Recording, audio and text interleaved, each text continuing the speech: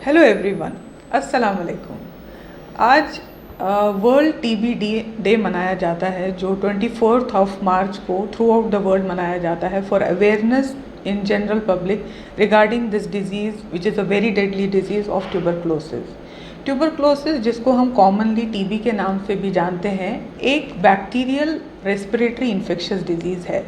मतलब ये डिज़ीज़ जो है एक बैक्टीरिया से होती है जिसका नाम माइकोबैक्टीरियम ट्यूबरक्लोसिस है, और ये रेस्पिरेटरी इन्फेक्शस डिजीज़ है। इसका मतलब है कि ये एक इंसान से दूसरे इंसान को थ्रू रेस्पिरेटरी ड्रॉपलेट्स ट्रांसमिट हो सकती है। मतलब जब एक बीमार आदमी जिसको टीबी होगा वो बात करता है या खांसता है या छींकता है तो उसकी नाक से और मुंह से कुछ ड्रॉपलेट्स निकलते हैं जो अतराफ़ में सस्पेंडेड रहते हैं, और कोई भी अतराफ़ का इंसान अगर उसको सूंघता है या इनहेल करता है उसको वो बीमारी हो सकती है। मगर ये ट्यूबरक्लोसिस की बीमारी में और दूसरे रेस्पिरेटरी डिजीज़ ट्रांसमिट होने में एक इम्पॉर्टेंट फ़र्क है।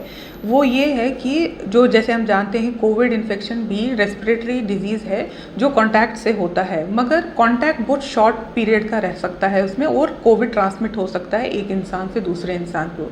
लेकिन टीबी में एक फ़र्क है कि एक प्रोलॉन्ग्ड कांटेक्ट की ज़रूरत होती है।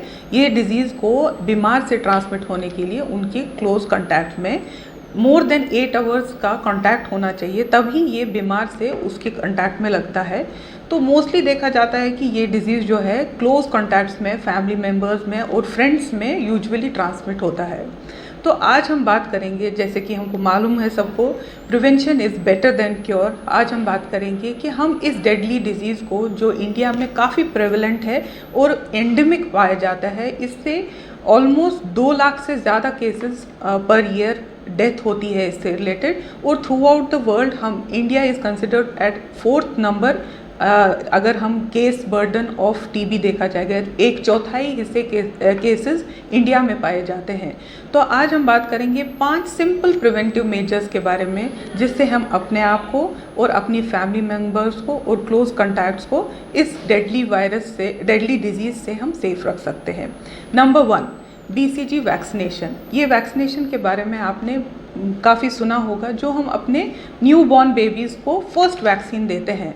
इस वैक्सीन से 80% ऑफ द बच्चे हमारे जो है एफिकेशियस रहता है, 80% टाइम ये एफिकेशियस रहता है, और हमारे बच्चों को 15 ईयर्स ऑफ एज तक ये प्रोटेक्ट करता है फ्रॉम ट्यूबरक्लोसिस।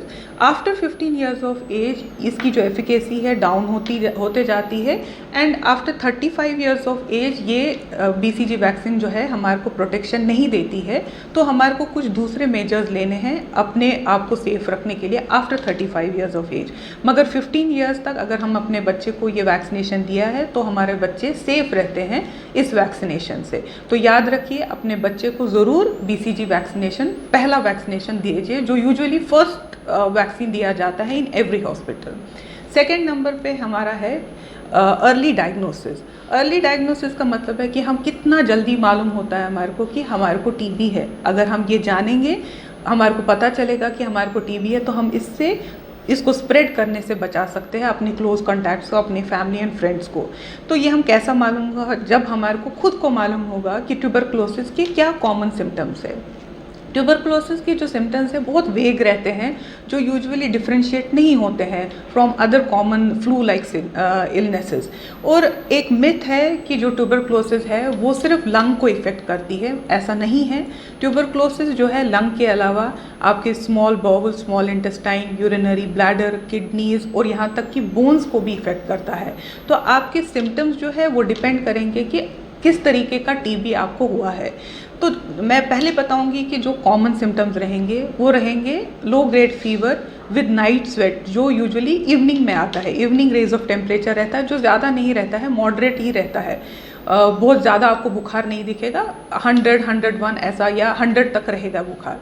सेकेंड सिम्टम रहेगा लॉस ऑफ एपेटाइट, आपको भूख नहीं लगेगी, और कंटिन्यूसली आपका जो वेट है वो ड्रॉप होता रहेगा, लॉस ऑफ वेट रहता है। और आपको एक मैलेज जैसा देखा, you don't feel like good, you don't feel like doing anything, आपको बहुत थकान महसूस होगी, आपको अच्छा फील नहीं होगा। कुछ आपको ऐसा दिखा कि आपकी बॉडी हेल्दी फील नहीं कर रही है, ये एक जनरल सिम्टम्स है ट्यूबरक्लोसिस के बारे में। इसके अलावा अगर ये टीबी लंग का हुआ है तो इसके साथ एसोसिएटेड सिम्टम रहेगा परसिस्टेंट कफ, जो मोर देन 3 वीक्स रहेगा, कंटिन्यूसली आपको कफ होते रहेगा और जो 3 हफ्ते से ज़्यादा रहेगा। अगर बोन्स का टीबी हुआ है तो यूजुअली बोन एक होता है, यूजुअली लो बैक एक होता है, क्योंकि स्पाइन को काफ़ी इफेक्ट करता है ट्यूबरक्लोसिस। और अगर यूरिनरी ब्लैडर को हुआ है या किडनी में हुआ है तो kidney symptoms like burning micturition हो सकता है या कोई भी यूरिन के रिलेटेड सिम्टम्स हो सकते हैं, तो ये डिपेंड करेंगे। मगर जो जनरल सिम्टम्स है, बुखार, loss of appetite, loss of weight and malaise, थकान, ये जो है, ये अगर इन सिम्टम्स में से कोई भी सिम्टम आप फील कर रहे हैं तो आपको चाहिए आप जाके अपने डॉक्टर को बताइए और उनको गाइड करिए कि मुझे ऐसा फील हो रहा है कि ऐसे ऐसे सिम्टम्स है और टीबी तो नहीं है। अब उसके सिंपल टेस्ट करके हम इसको मालूम कर सकते हैं। स्पूटम का टेस्ट होता है, ब्लड का टेस्ट होता है, आसानी से ये मालूम हो जाता है। नंबर 3 है केस फाइंडिंग। जब हमको मालूम हो जाएगा कि हमारे को टीबी है तो हमारे को इमीडिएटली अपनी फैमिली के, अपने क्लोज कॉन्टैक्ट्स का भी टेस्ट कराना चाहिए। जितने ज़्यादा हम केस फाइंडिंग करेंगे उतने ज़्यादा हम इसको स्प्रेड करने से बचाएंगे, क्योंकि ये देखा गया है कि अगर एक अनजान इंसान को टीबी हुआ है, उसको नहीं मालूम है, वो पर ईयर 10 से 15 लोगों को अनजाने में इस बीमारी को कॉन्ट्रैक्ट करता है, अपने से उनको लग जाती है। मगर अगर यही इंसान जाके अपने अर्ली डायग्नोसिस करता है और ट्रीटमेंट स्टार्ट होता है तो विद इन 15 डेज इसका जो इन्फेक्शस रेट रहता है, मतलब ये अब इस इन्फेक्शन को ट्रांसमिट नहीं करता है, 15 दिन में वो नॉन इन्फेक्शस हो जाता है। इससे ये बीमारी दूसरे इंसान को नहीं लग सकती है। तो ये बहुत इंपॉर्टेंट रहेगा कि जब आपको मालूम हो जाएगा आप टीबी के केस है तो आपकी क्लोज फ्रेंड्स एंड फैमिली को स्पेशली डेफिनेटली डॉक्टर के पास लेके उनकी भी टेस्टिंग कराए। नंबर 4 है आपके एनवायरमेंटल कंडीशन। ये बहुत इंपॉर्टेंट फैक्टर है, इससे ही इंडिया में काफ़ी केसेस बढ़ते हैं, क्योंकि ये बीमारी खास तौर पे क्राउडेड एरियाज़ में देखी जाती है, जहाँ पे लोग छोटे घरों में रहते हैं या जहाँ पे एक घर में एक कमरे में ज़्यादा लोग सोते हैं। बहरहाल कंटैक्ट एक दूसरे के साथ काफ़ी ज़्यादा रहता है, तो ये वहाँ पे ज़्यादा देखी जाती है। तो उसमें हमको क्या करना चाहिए कि अपने घर चाहे छोटे हों या बड़े हों, इसको हमको काफ़ी अच्छे से वेंटिलेटेड रखना चाहिए। ये कोशिश करें कि आपके घर में हवा काफ़ी अच्छी तरह से ट्रांसमिट हो, दरवाजे और खिड़कियाँ खुला रखने की कोशिश करें, क्रॉस वेंटिलेशन अच्छी हो। सेकेंड बात ये है कि आपके घर में ये कोशिश करें कि सनलाइट आए, खिड़कियाँ और दरवाजे खुले रखें ताकि सनलाइट अंदर आए, क्योंकि सनलाइट का एक कंपोनेंट है जिसको हम यूवी लाइट बोलते हैं, उससे ये जो बैक्टीरिया है माइकोबैक्टीरियम ट्यूबरक्लोसिस ये मर जाता है। नंबर 3 आपका पर्सनल हाइजीन, गुड हाइजीन, कि अगर आप कोई केस हैं या नहीं है टीबी केस, तो कफ एटिकेट्स के बारे में आपको मालूम होना चाहिए। अगर आपको कफ है, कब चाहे किसी भी रीज़न की वजह से क्यों नहीं है, तो अपने कफ कवर करें। जब भी आपको खांसी आए तो आपके एल्बो में कफ करना चाहिए, ताकि जो आपके मुंह से जो ड्रॉपलेट्स हैं वो बाहर निकलते हैं वो अतराफ में न लगे, एयर में सस्पेंडेड नहीं रहे, मगर आपके जो ये लो टच सरफेस है यहाँ पे